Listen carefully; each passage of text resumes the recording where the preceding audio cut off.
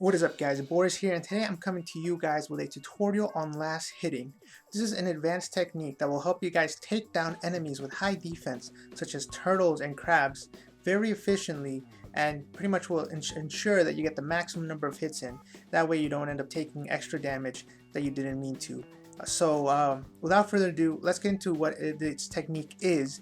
Essentially, it revolves around getting the most hits out of your combo as possible.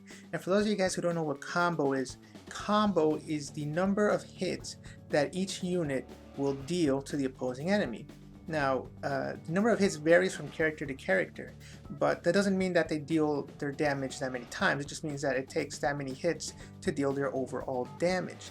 So, for instance, if we look at the Blue Penguin has a combo of 5. That means that it will hit 5 times. And normally this is irrelevant because all that matters is the damage that you deal. But when it comes to characters with high defense like crabs, turtles, the archers that are normally on the elite islands, these guys will only take 1 damage per hit unless you deal a ridiculous amount of damage to bypass their defense. In some cases you just can't do that, so with these guys, especially with the archers that will kill you in 1 hit, it's very important that you deal the maximum number of hits that you can so you don't die. So what exactly is this technique? Well, essentially what you do is that you attack with your unit, and then once you've dealt the number of hits, the maximum number of hits, then you'll move on to the other character. And it seems simple, but let me explain to you guys how exactly combos work and why it's a bit more tricky.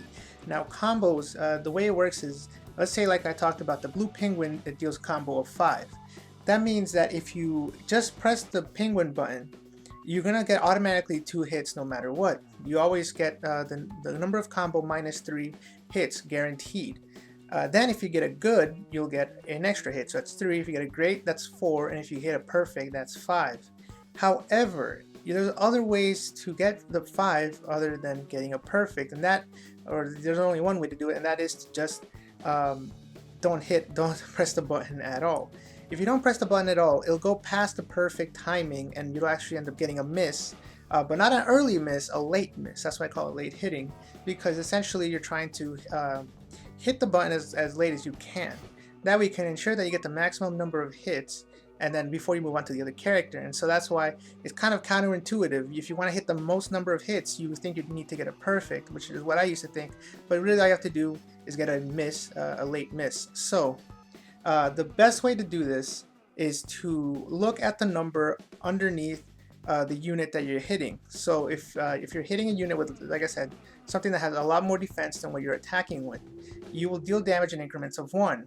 And then the way that you can see how much you're dealing is if you look underneath the character that you're hitting, it will indicate how many hits you've done essentially. So how much damage equals number of hits, since it's only 1 at a time. So in this case, when I hit with the penguins, you'll see that I only deal in increments of 1 to these enemies. And so essentially the way you do this technique is as soon as you see that that you've hit the maximum number of hits, in this case it's a penguin, so as soon as I see the 5 show up under the enemy, that's when I will press the next character.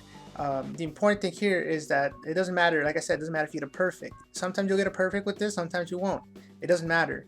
The important thing is that you move on to the next character without losing any combo. What I used to do was that I would try to go for a perfect, thinking that's how I would get it, and I sometimes would get a great because I would miss.